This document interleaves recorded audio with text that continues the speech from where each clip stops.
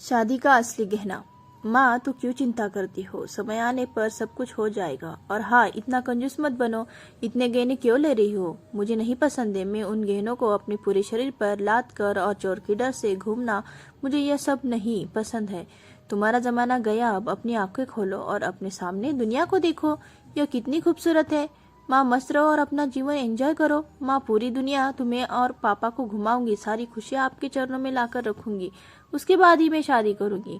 मैं एक बेटी हूँ तो क्या हुआ, मेरी भी जिम्मेदारियां है। अब मुझे सिर्फ अपने करियर पर ध्यान देने दीजिए।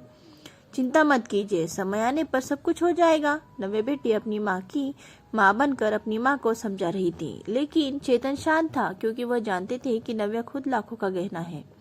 नव्या विवाह योग्य हो चुकी थी।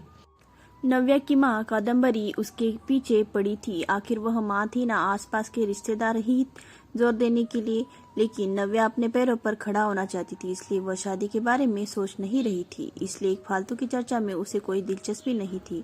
कादम्बरी सिर्फ एक वाक्य कहती थी, पढ़ाई करना तो तुम शादी के बाद भी सीख सकती हो ना, हमारी चिंता करना कम करो। नव्या अपने फैसले पर अड़ी हुई थी और कादम्बरी हमेशा चिंतित रहती। आसपास की लड़कियां शादी करके गृहस्थी संभाल रही थी। 8 दिन पहले नव्या की सहेली की शादी हुई। वह धूमधाम से हुई। शादी में उसके शरीर पर 1 किलो सोना पहनाया गया होगा। उसे हर रस्मों में एक गहना उसकी माँ अपनी बेटी के शरीर पर चढ़ा रही थी। दिखावा बहुत था शादी में। हमारी तो कोई भी तैयारी नहीं नव्या की शादी के लिए। चेतन तो किसी बात की चिंता ही नहीं करते। उसे याद आया, नव्या जब इस दुनिया में आई तब कादम्बरी के ससुर चेतन को बोले, चेतन, लड़की हुई रे बाबा, अब दहेज की तैयारी में लग जाओ। कादम्बरी को बहुत बुरा लगा सुनकर। पिता बनने की बधाई देना तो दूर, दहेज की बात करने लग गए। लेकिन चेतन इतने खुश थे कि मेरी संतान के रूप में पहली ही बेटी हुई। वह उसका लाड प्यार करने में मग्न रहते थे। वो उत्सुकता से नई नई चीजें नव्या के लिए लाते थे। मूल रूप से नव्या बहुत ही बुद्धिमान और तेज तर्रार थी। वह उत्सुकता से नई नई चीजें सीखने के लिए इच्छुक थी। नव्या धीरे धीरे अच्छे संस्कारों में बढ़ती जा रही थी। शिक्षा के क्षेत्र में वह हमेशा अव्वल रही। नव्या ने मेरिट को कभी नहीं छोड़ा। शोकेश विभिन्न योग्यता प्रमाण पत्र और ट्रॉफियों से भरा हुआ था।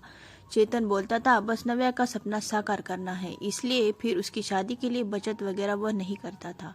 चेतन कादम्बरी को कहता था कि उसकी शानदार सफलता ही उसका सबसे कीमती गहना है। सब कुछ अच्छा होगा, चिंता मत करो। पर कादम्बरी की एक ही रट लगाती थी, थोड़े पैसे बचाने चाहिए, लड़की की शादी करनी है तो फिर 4 गहने तो देने पड़ेंगे नव्या को। गले में डिप्लोमा सर्टिफिकेट और ट्रॉफी लेकर खड़ी रहेगी मंडप में। ये कादम्बरी, शांत शांत शांत, अपना ब्लड प्रेशर मत बढ़ाओ, मैं हूं ना, फिर शांत हो जाओ। चेतन कादम्बरी को समझा रहा था। चेतन को शांत देखकर कादम्बरी के अंदर की माँ जाग जाती थी। गुस्से में वह चेतन को बुरा भला कह देती थी। चेतन तभी भी शांत में रहता था। कादम्बरी बोली, अब मुझे कुछ नहीं करना होगा। नव्या के पापा तो कुछ नहीं करेंगे। कल उम्र ज्यादा बढ़ गई तो शादी के बाजार में कोई शिक्षा को नहीं पूछेगा। रहा सवाल गहनों का, एक भी छोटा बड़ा गहना बनाकर नहीं रखा। सोना सस्ता हो जाने पर बहुत बार बोलती थी, बना कर रखो, लेकिन इसके पिता ने तो मेरी एक बात न सुनी। सेविंग भी नहीं है, हमेशा उसकी शिक्षा पर खर्चा करते हैं। क्या बोलते थे, हमेशा शिक्षा एक अनमोल गहना है और इसकी कीमत बाजार में बढ़ती रहेगी, कभी सस्ता नहीं होगा। और रहा सवाल सोने के गहनों का, तो वह जब शादी होगी तब देखेंगे। चेतन का यह जवाब तय था। अंत में कादम्बरी ने उसे अपने गहने देने का फैसला किया। मेरे पिता ने कन्यादान में मुझे दिए थे। टोकरी जितना भरा तो नहीं, लेकिन कटोरी भर जरूर दिया है। मैं अब कहाँ पहनने वाली हूँ वह गहने। जैसे जैसे दिन बीतते गए, नव्या ने अपने स्मार्टनेस से पोस्ट ग्रेजुएशन पूरा किया। उसने पीएचडी करने का इरादा किया और उतने में ही सोने पर सुहागा अचानक उसे माइक्रोसॉफ्ट द्वारा सिलेक्ट कर लिया गया, जो पिछले साल के प्लेसमेंट के लिए आया था। एक बड़ा पैकेज उसके हाथ में रखा गया और गुड पोस्ट द्वारा और कई सुविधाओं पोस्टिंग के साथ अमेरिका में पेश किया गया।